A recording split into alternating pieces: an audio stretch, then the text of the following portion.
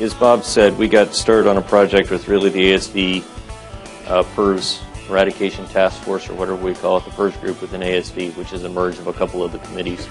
And the real direction coming out of that was how do we move the ball forward with these PRRS eradication projects? And so that committee has bounced a myriad of ideas around, and we kind of settled on let's grab 2 or 3 things. And so one of those was how do we adapt processes? And so those of you that don't know me, let me give you some background. I'm a pig farmer who happens to have DVM after my name, and so my thought processes most of the time are very process-driven, and so we think about how do we get things implemented. And that's really where this started. I have the good fortune of working with the MASH Office, which is a large production company based in the Midwest here in Southern Illinois. And so we started this kind of thought process several years ago around how do we drive improvement in the system, and how do we create a standardized process to improve global system health within the production company. And so that's really where this comes from. And so there'll be a few terms in here that we've not quite ironed out, and the committee is still batting these forth, that are a bit mash-off-isms, but they're directly tied to direct SOPs within the company. And that's really the whole ticket here is how do we create a process that's directly linked into production operations, and so that the production teams can go ahead and execute on those things, because if it's just the vets leading the charge, in our experience, that's been a miserable failure in terms of actually driving system-level improvement, because the guy with the checkbook's got to make the decisions at the end of the day. So let me give you a few biases in my head about where we start, and this is really my pea brains, but we've actually got data to back this up, which is always a troublesome thing when you have facts to back up reality. In my world, there are 2 kinds of pig farms: those that have never had PRRS and those that haven't.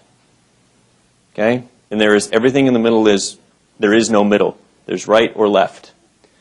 And so when we think about positive, stable, positive means that there are antibodies in that farm, and stable refers to reproductive stability, not to the status of the pigs at weaning.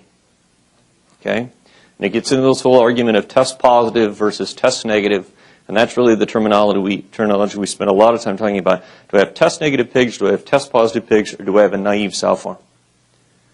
And why is that? Well, over a relatively large data set, positive sow farms, i.e. those with antibodies, which are not in the middle of an eradication process, have between 0.5 and 1.5 periods of virus shedding per year. We can measure that fairly repeatedly. We've got the good fortune we batch every set of pigs. I live in an all-in-all-out by-site world. So we can fairly quickly pick up status of what happened to those pigs and where the virus came from. So we feel fairly confident that we can pick up, A, when those sites go positive and the duration of that shedding. We're not very precise on the shedding because it's not a 1-week batch. Sometimes it's a 2-week batch to create these pigs. To 1.5 times per year that you have a period that we shed virus. So roughly what we're saying is somewhere between every 4 months and 18 months. Okay? Or 2 years, right? So some farms puke virus every 4 months, some farms puke virus every couple of years. But they puke virus out, and those pigs go positive and grow finish. Okay? The other caveat I have to give you is sows are a necessary evil. If we could figure out how to clone bloody pigs, we would get rid of sows tomorrow. Right? We get paid when a pig swings. Right? So when he hits the kill floor and he's stuck and he's upside down swinging, that's when we get paid. And so unless we make pigs and grow finish, and it's really the cost of raising that pig and grow finish, that's really where it's at. Okay? So we recognize that we've got this cost of positive, stable farms puking out pigs. We believe that $6 is probably on the low end, and that's pigs that go positive because they had sow farm virus. This is actually a relatively old number because we've not looked at current corn costs, so this would be about, this would be in the, this $6 number would be about $4 corn, $4.50 corn, so it's not double that, but it's certainly a bigger number with $7.50 corn, depending on where we're at with corn today.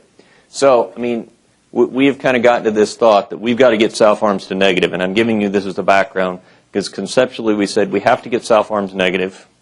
How do we do that? How do we do it repeatedly? And how do I do it with sow farms? I work in a world where I have sow farms in 9 states across the U.S. We go from the southeast to western Nebraska, and from north central Iowa all the way to Oklahoma. I've got 9 states. I've got hundreds of people that I've got to get to execute. And so how do we get that done, and how do we repeat it? Right? I told Paul over lunch, great, if one sow farm can do 30 pigs per sow per year, go do it on 150,000 sows, and I'm impressed. Okay? It's all about scalability. How do we scale something up? And that's really where we're at. How do we repeat time after time after time to be able to derive process? And it really just kind of gets back to the concept of evidence-based medicine. So, how did we get here, and where are we at? We started with those 4 definitions, so 1, 2, 3, and 4. Okay? We came up with the testing strategy, which Dr. Holtkamp, hopefully, is radically improving for us, because we've done this based upon my epidemiological skills and some trial and error to say, is that sensitive enough? So this is a trial and error process, but it's worked for us. We've not had a failure yet. So we're up to, 12, 13 sow farms now that we've rolled in this process back to naive, and we're at no failures. So we feel pretty good about that. We've been able to introduce negative animals and maintain negative, get them down to stage 3. And then the big ticket out of this whole idea, and that's really what I'm going to share with you, is standardizing management practices that are integrated into the team's SOPs, so that when we have a PRRS break, the production system says to me, okay, this one's hot, it goes to stage 1, this is how we manage it.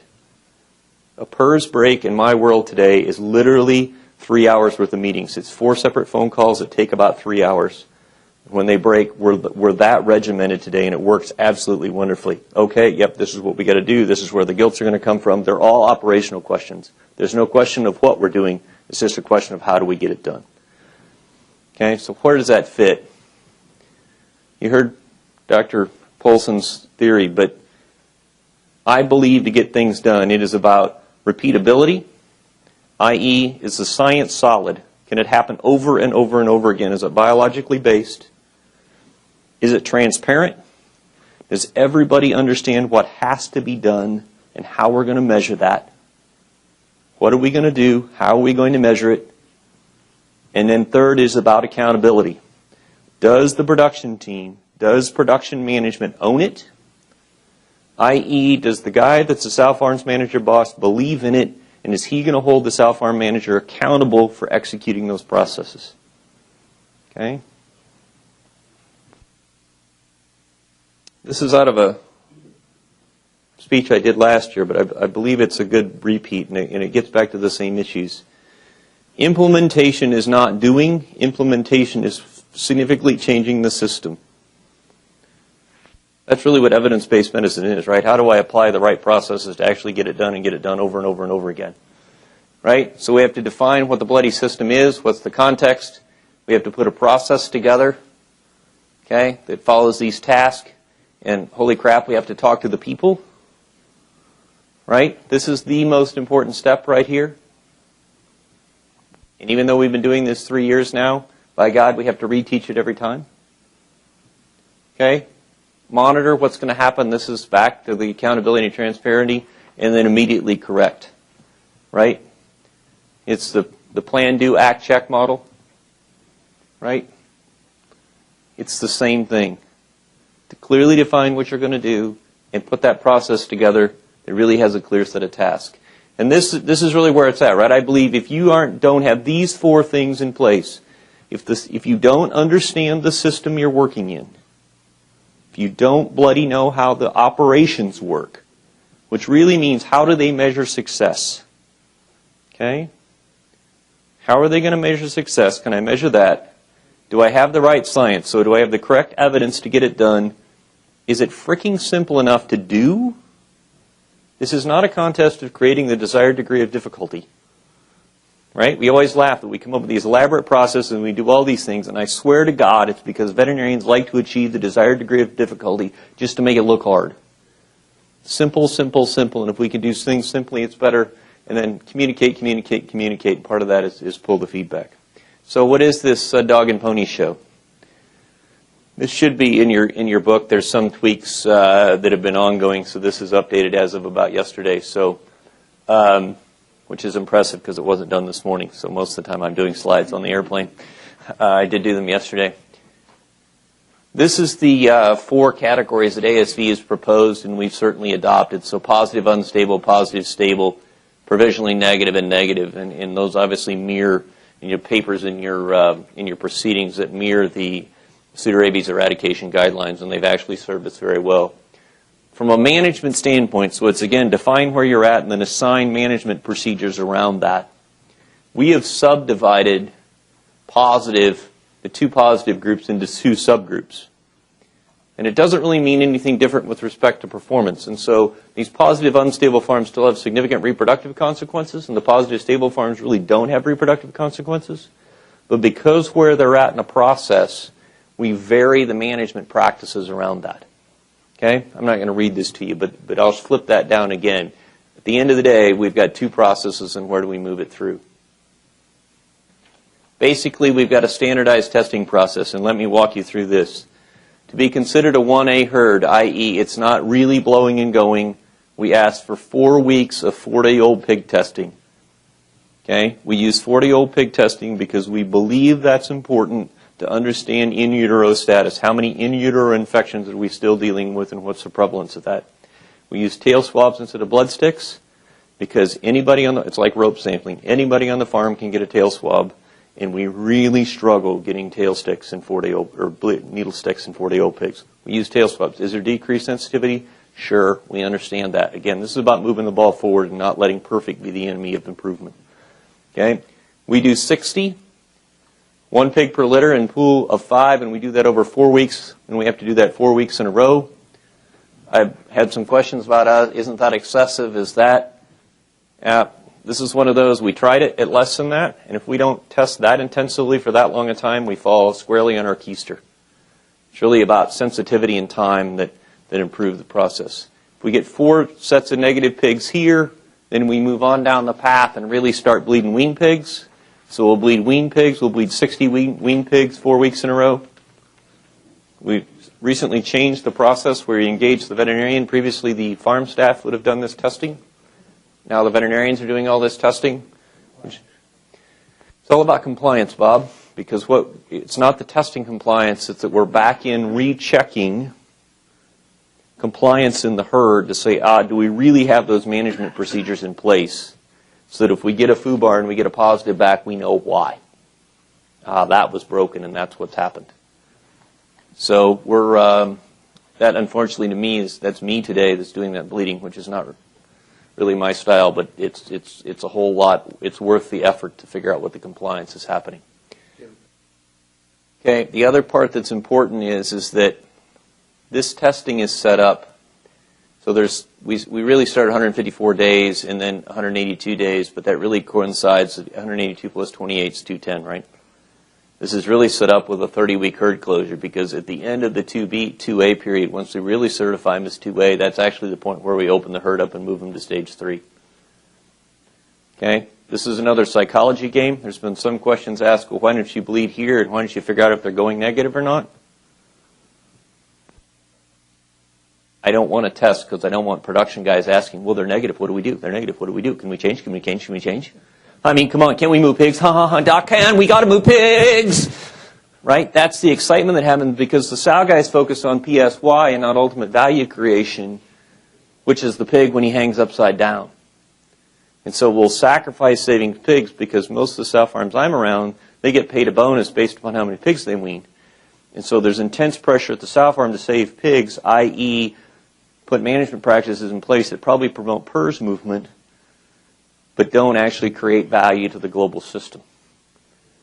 And so we put some time frames in here to say, okay, this is actually 8 weeks of testing ahead of the 210 days, and we ought to be good. Tweaks we've learned is it says a minimum.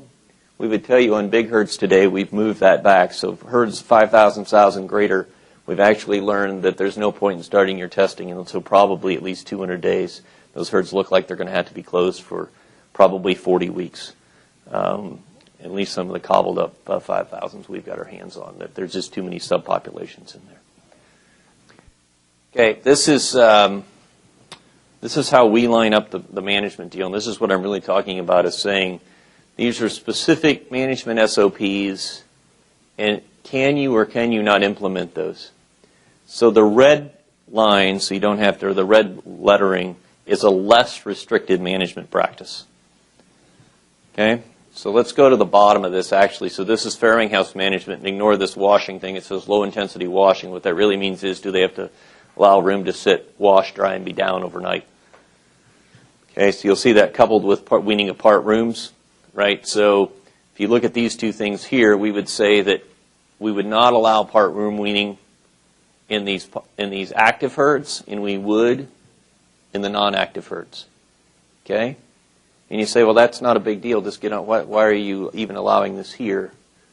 Well, if you're really going to optimize crates and maximize wean age and balance things out, when we built 52 crate rooms, which don't actually match with the sow farm inventory, at least the farrowing target, we have 52 crate rooms, and the farrowing target is 122 sows a week. 52 doesn't divide into 122 any way I make it go and come up with an even number, right? So we have built systems we have to part wean in if we're going to maintain and optimize wean age. And again, we're about value creation, not being pretty. So wean age creates a tremendous amount of value. We're going to part wean rooms. That's what we do. We get on with it in a healthy herd. There's absolutely no downside to it.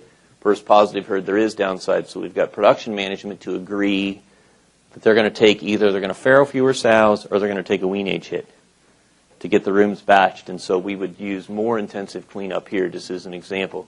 Other example, do we change needles and blades between litters? Same deal up here. Do we change needles between sows and gilts? Okay, so everything except for 3s and 4s, we would change those needles. You get the process.